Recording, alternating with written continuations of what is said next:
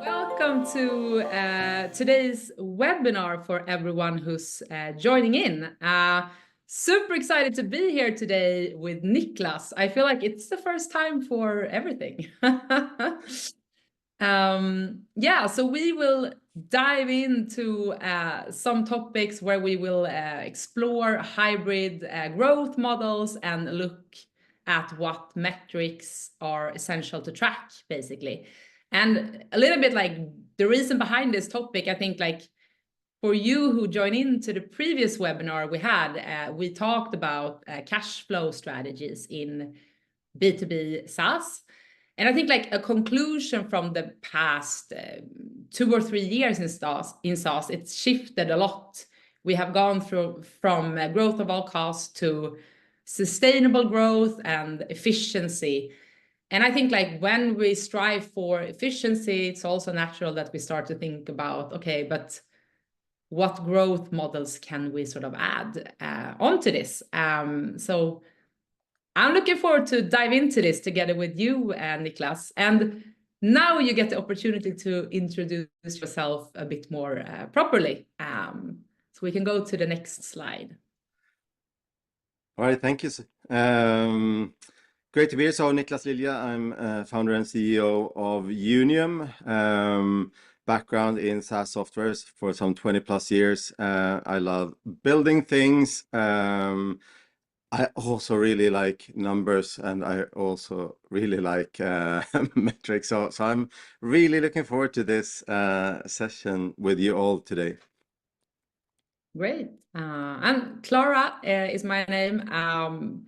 I worked with B2B SaaS companies for almost a decade, and that makes me sound old.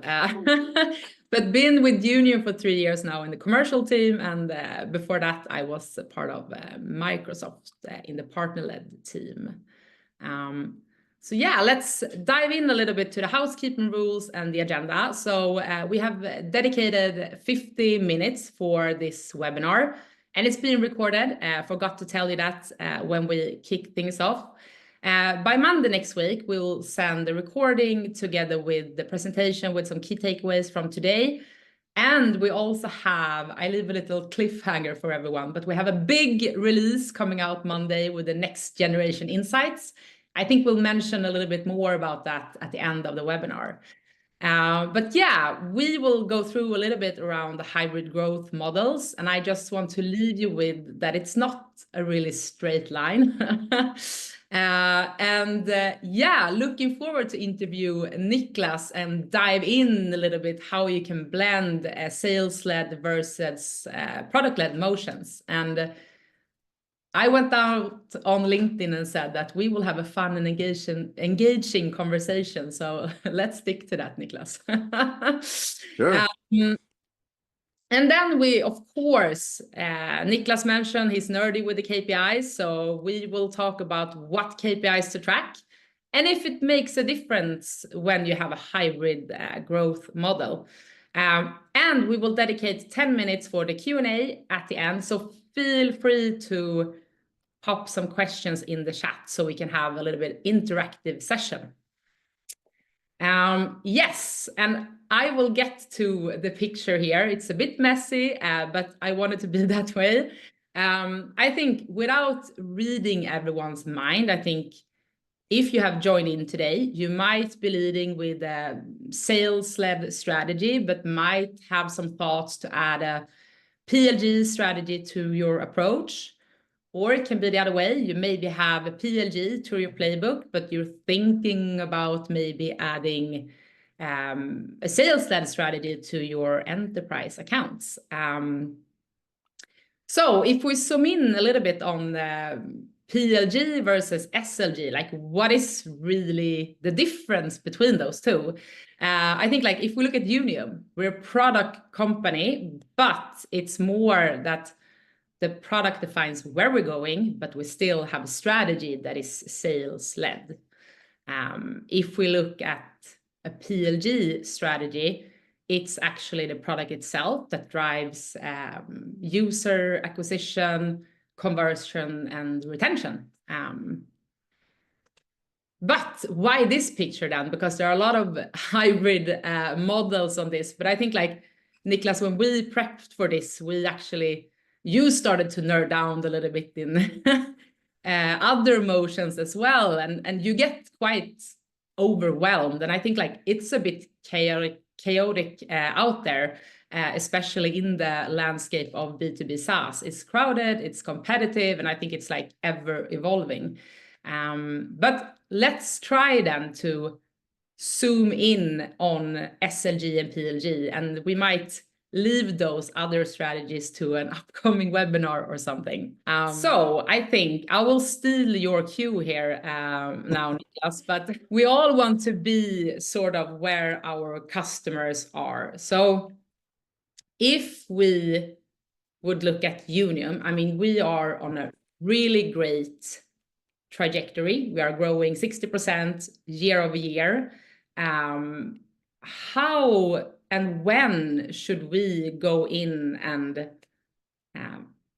implement the hybrid growth model? And how do you sort of see us striking the right balance between those two?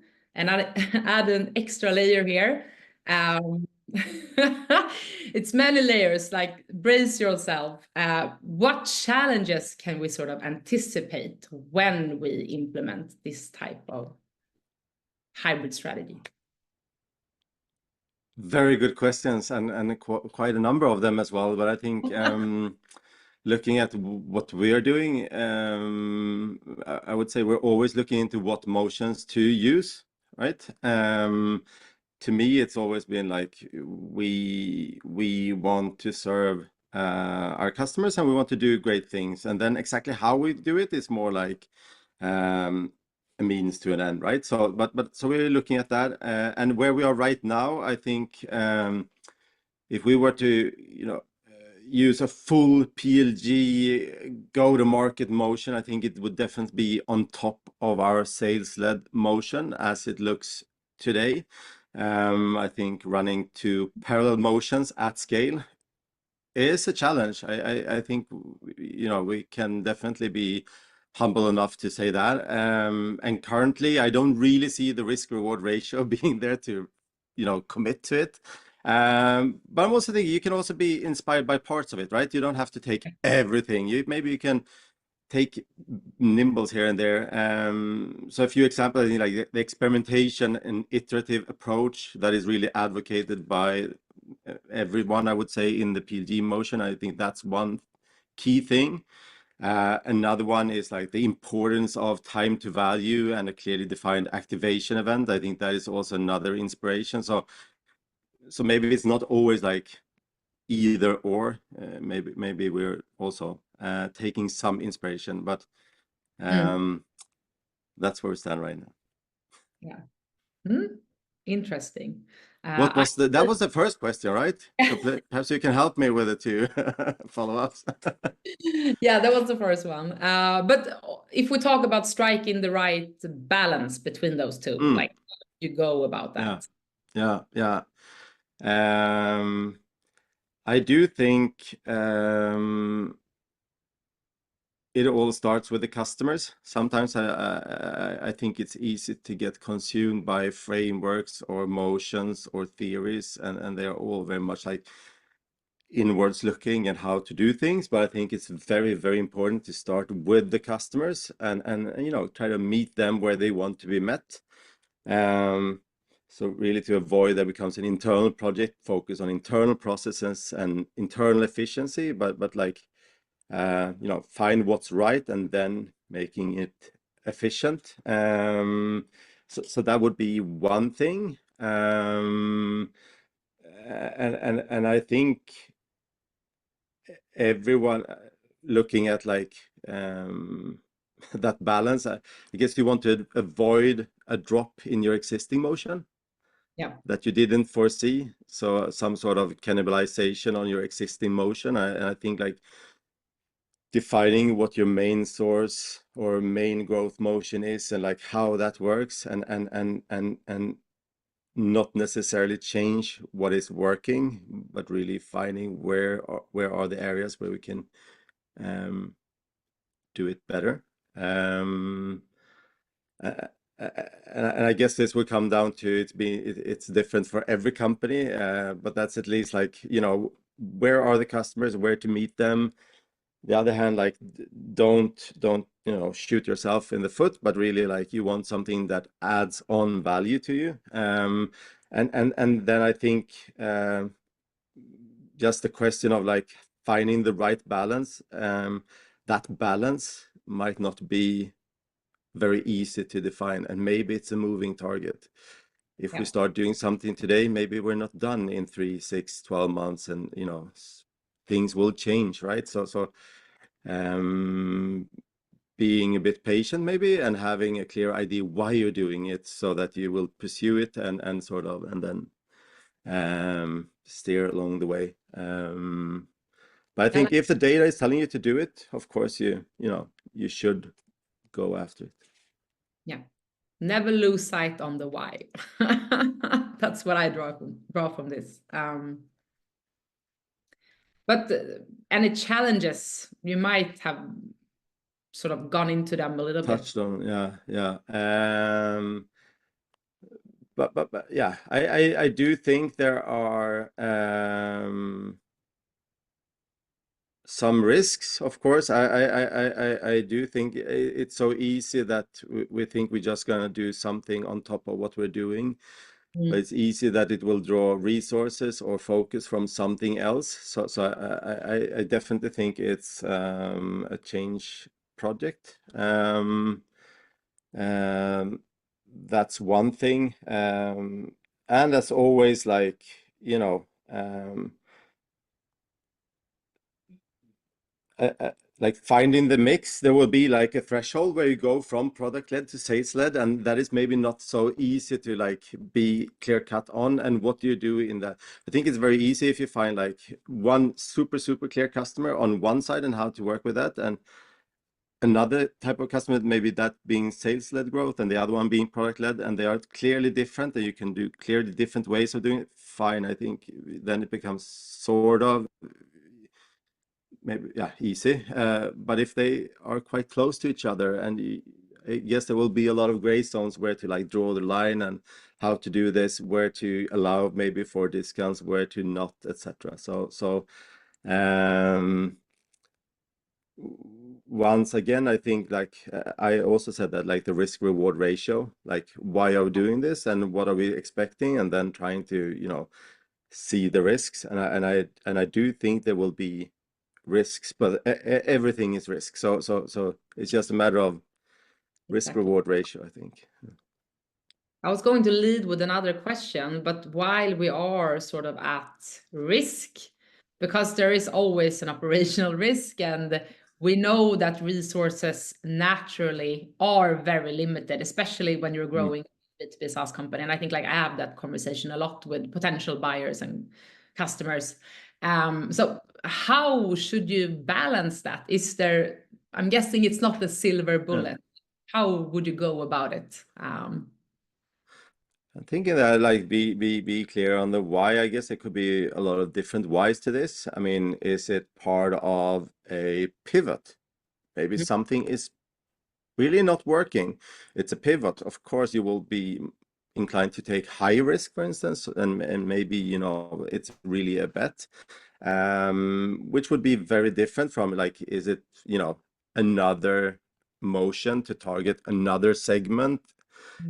Then you want to do something sort of on top, and maybe you can keep it a bit more separate. Maybe you can have separate process, separate organization, separate, and in that sense sort of divide the risk, or manage the risk. But it could also be like to improve your current mechanics, right? It's kind of working, but we want to improve it a bit more. And then I think you have to be really cautious, because then you might really interfere with, you know, what you have today. And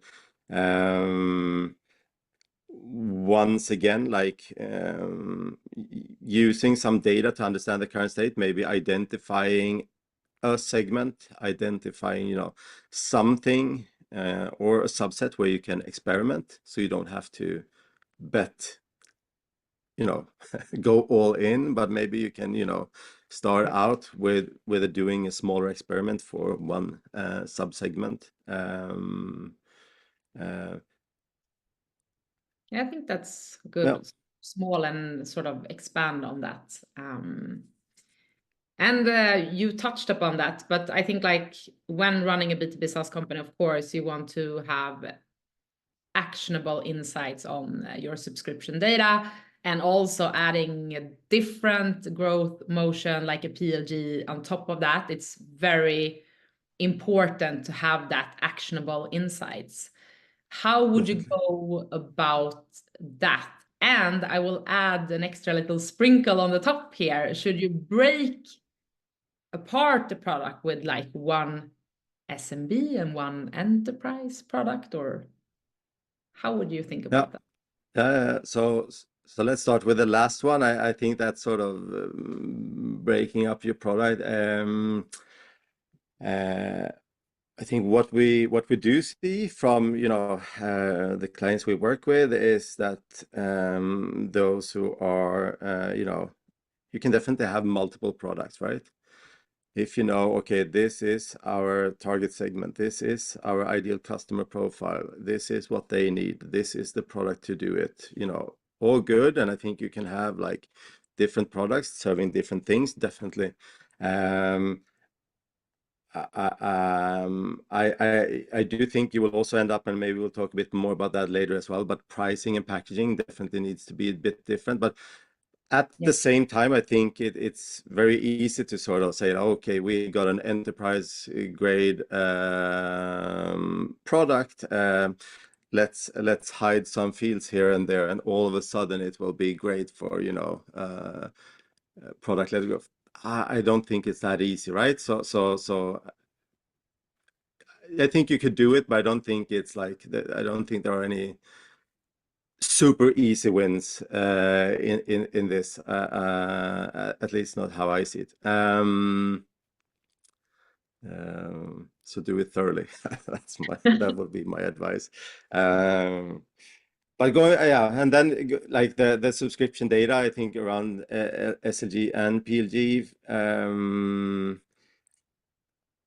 it's I would say like segmentation of customers is so key,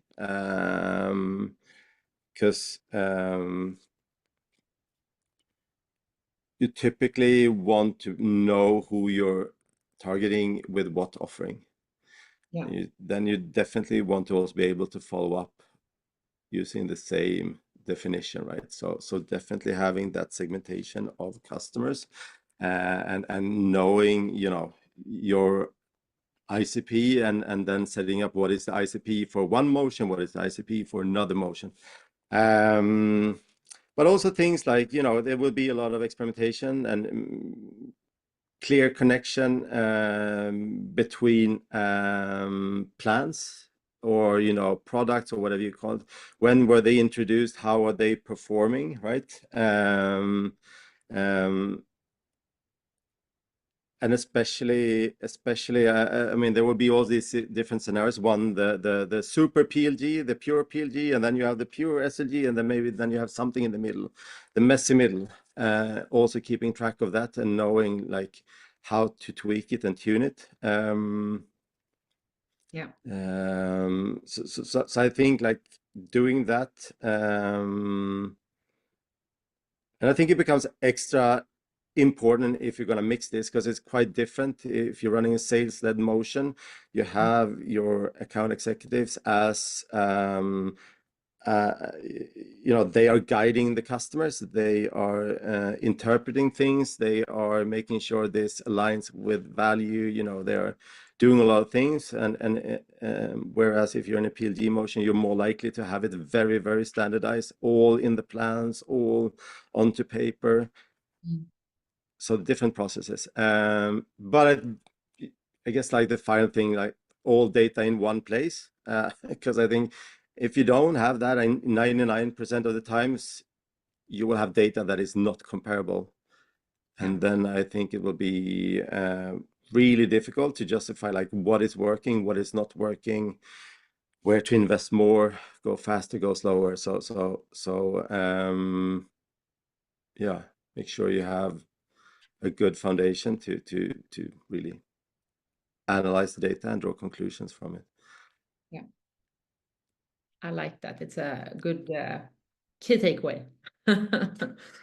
And we started to go in a little bit around packaging and pricing, because of course you need to think about that. Like when you go in, and if we maybe take us an example, like how would you go about that with having both SLG and PLG? How will that affect the pricing and packaging? How should you think around that aspect? Yeah. So we can meet the customers. Yeah. If we're generalizing a lot, I guess there's very much a difference between a very standardized way of doing pricing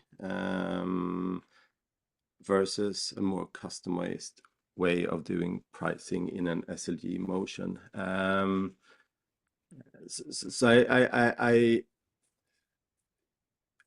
and it's quite difficult to sort of have those in one presentation or in, you know, one sentence, or, you know, because they are very, very different. So I really think it comes back to that, like, where are our customers? How do we want to meet them? And with what do we want to meet them? And I would think we would keep them somewhat separated. And I think it makes a whole lot of sense. I guess another one would be like, if you're running, for instance, a PLG motion and you've been successful with that, and then you want to add on top of that a sales-led motion, maybe for the enterprise accounts, you're also looking into, okay, so what happens if we now have, you know, 100 users or 1,000 users that signed up sort of on their own from a PLG motion, and now we're going to negotiate an enterprise deal.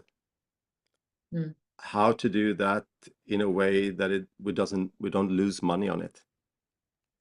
Yeah. So I think you will run into new challenges, but also like when to allow for custom pricing or bespoke pricing. What if your sales team or account executives, you know, oh, this is a really great opportunity here. It's supposed to be, you know, that kind of company. Our idea is that they should do it themselves through a product-led growth motion. But here we are, you know, having a discussion. How do we do then? Are we to strictly follow the pricing on our webpage, or do we do it more how we do it with enterprise deals? I think there's a lot of process things around this, but also things like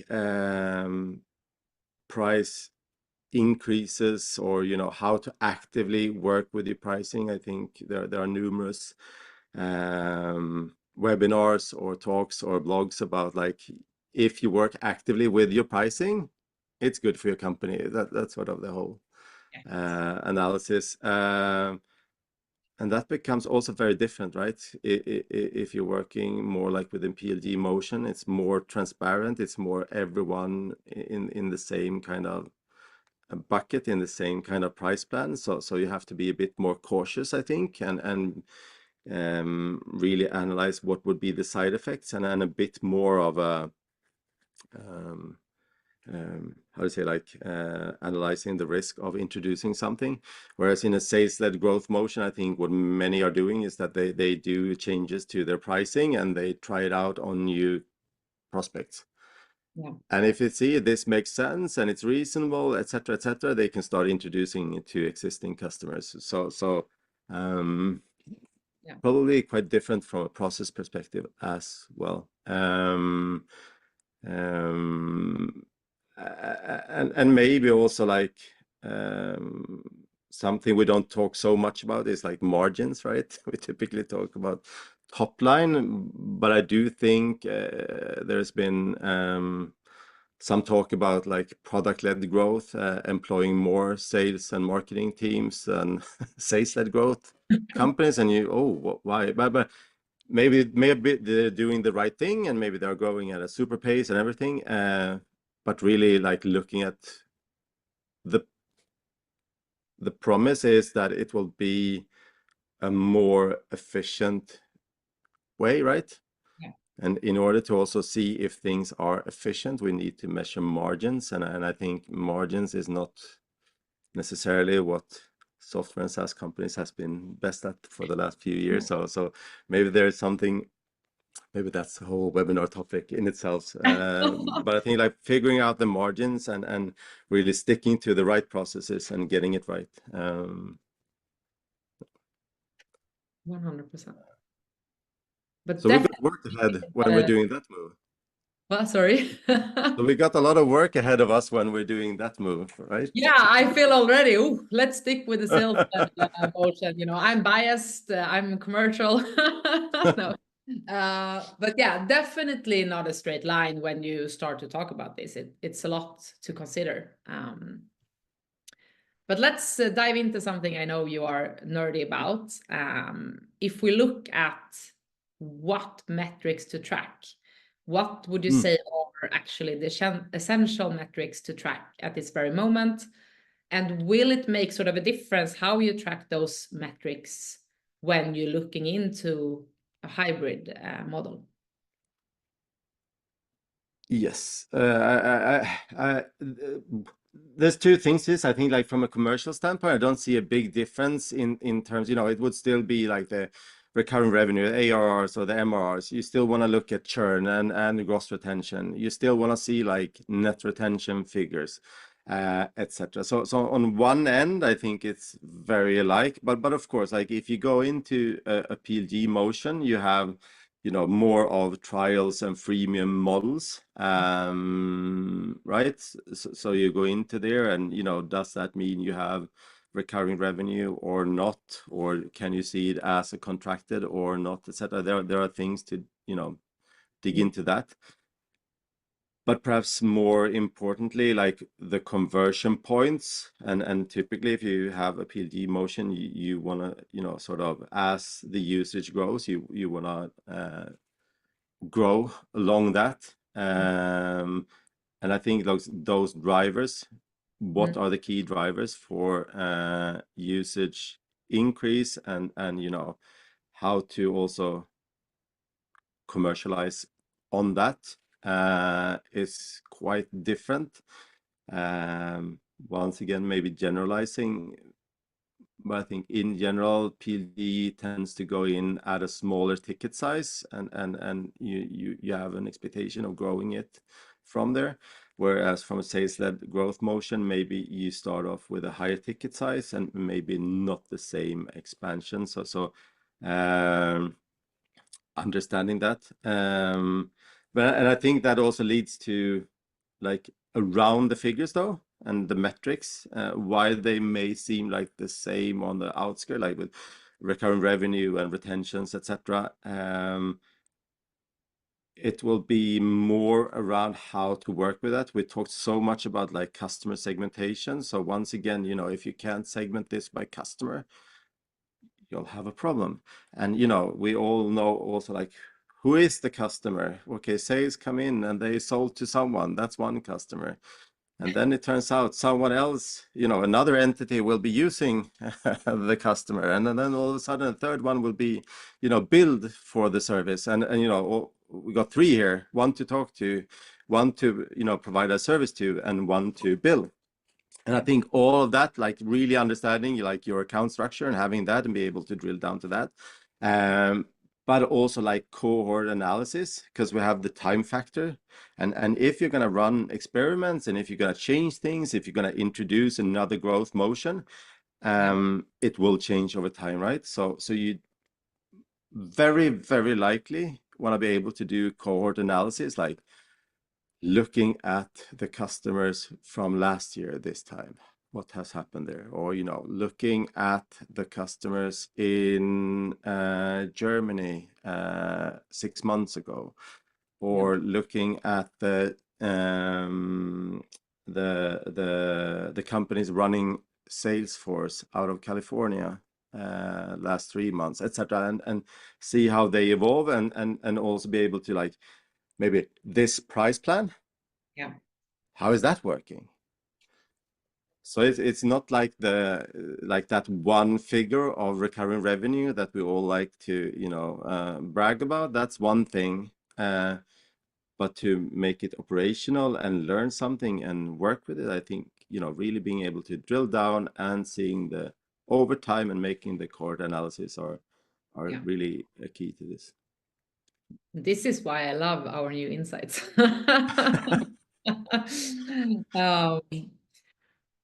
So I have like the final question here, and I think this is, I mean, we are a bit nerdy when it comes to subscription management. And I think like the most important part is ensuring accurate data tracking and have sort of all data in one place. And especially like adding another growth motion, it's even more. How should you think about that? Of course, and I do think like it's becoming more and more obvious that one thing's for sure, you cannot run this in a spreadsheet. That's I think we're past that now. So you definitely need a platform, and there are different platforms out there, and they are good at different things. And I think what's important is really selecting a platform that can accommodate your data without customization, because you're gonna need it, right? If you're not able to get your data into the system, you will not be able to analyze your data, and that will make it a lot more difficult for you in every aspect of it.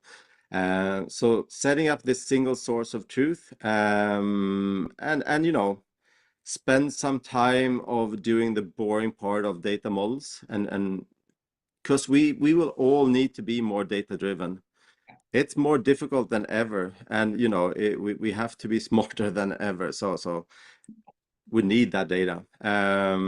So that's one thing. And how do you do that? Well, I think like one thing, select that platform. You know, you need to standardize some processes. How you get the data in, you know, data quality is that old saying, shit in, shit out. Maybe, yeah. That's not the nicest way of putting it, but anyways, and it still holds true. So really being cautious of how you get the data in, preferably like integrate and pulling your data in a very standardized way without human touch, so that you can really set up this flywheel around one source of truth, adding automation and working on data quality, and you will have something that is working, you know, well for you and supports you. Yeah, that's it's not necessarily easy, but it's not complicated either, right? I think we all know this, but we also need to do it. Yeah. But a little bit like what I draw from this is finding a solution to fit your current needs, but also for the future, to facilitate a little bit of flexibility. Definitely. And I mean, most of us, you hear us talking about when are we gonna, you know, do certain things, etc. And I'm sure everyone else is sort of doing that as well, whether it's you know, pivoting, it's adding something, it's tweaking something. Maybe there are different phases of your company. At certain stages, you need to employ different strategies. Maybe you're buying companies. Maybe, you know, there are so many different ways, and it will change. So I mean, definitely, it should be supporting you, not right now, but for the coming, I don't know, 10 years, 5 years, 10 years, 15 years. Yeah, definitely. I think like time is flying so fast.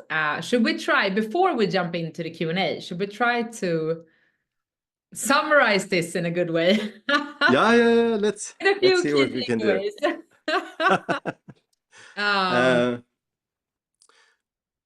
Yeah, but maybe pick up on what we just said. I mean, SaaS is very much evolving. Less money is being poured on us, right? We have to be smarter. We have to find new ways. There are also all these different growth motions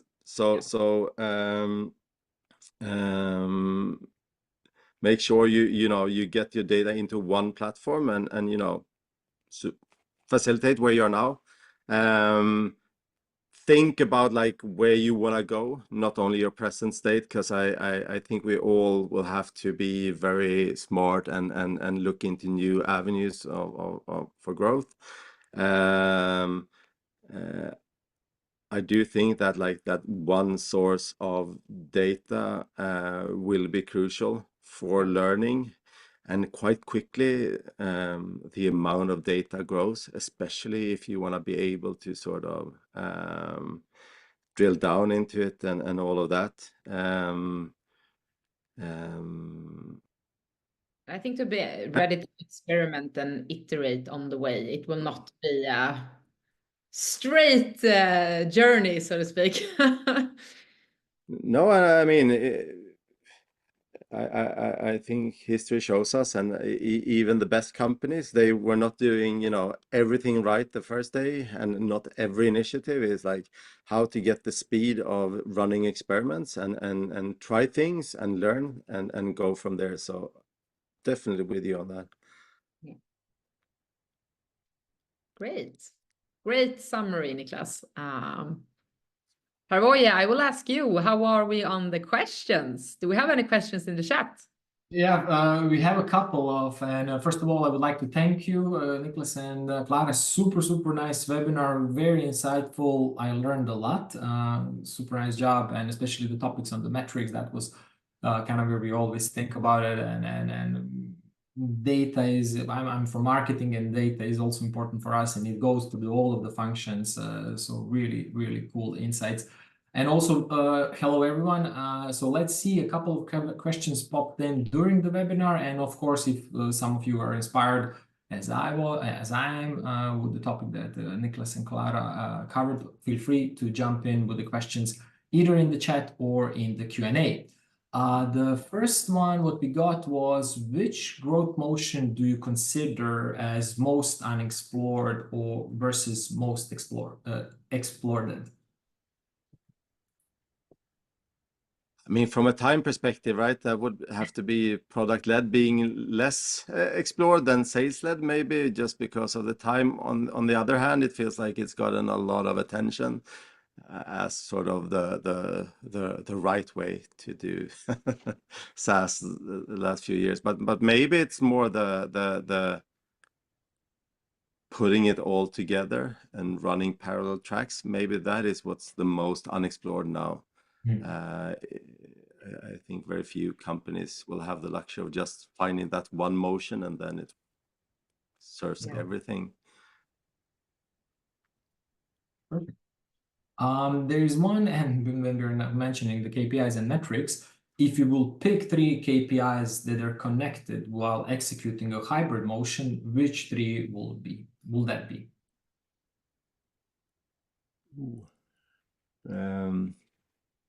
I think the recurring revenues, definitely, right? By segment. I think we talked a bit about that earlier as well.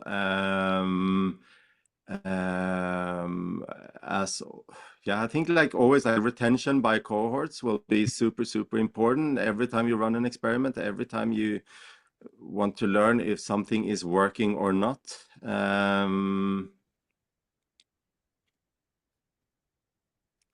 The third one, maybe some average revenue per price plan or product, maybe per experiment you're running. I don't know, like we spoke about that pricing part, and maybe that's the average revenue is sort of the end result, right? You have an idea and that's the price plan, then you know what it actually turns out to be. So yeah, I'm a bit, the third one was difficult. I think it's hard to only pick 3, like that's yeah. I'm quite sure about the 2 first one, that you wouldn't want to be without them at least. And one question came in, and that's really much connected also to the slide what Klara showed us in the beginning of the webinar. What is your view on omnichannel in B2B SaaS? I think that we saw it somewhere in the bottom, no? Omnichannel. So quite interesting question. Omnichannel is really a retail thing, right? But like something I think we've all experienced, like the evolution from maybe physical stores, but also being able to order things and then the whole sort of merge where through different phases where you at some point there were different prices depending on if you bought things online or in the store, and debating what was the right thing, and then after a while everything merged together and you can now in many cases like start a purchase online, pick it up in a store, or you can, you know, sort of do it in a store and then continue at home online, etc. So it becomes one channel, but with different locations and different fronts. I think it will be a bit similar also for SaaS and software, right? We also have the full relationship over time. So how do you get that to work together? And I think there are challenges, like, you know, if it starts out in a PLG motion, like one user with their own credit card getting going with something, all the way to a big enterprise plan with self-service, you know, it's like, that's not easy. It's easier if it's not changing so much over time. But I think like that idea of like omni-channel is definitely something that we're looking into and want to support. How to you know, make the best customer experience from a commercial standpoint. Yeah. Awesome question. One came in, and that's connected to PLG models. It's if we assume that the SaaS B2C have been dominated by PLG, what can SaaS B2B learn from that?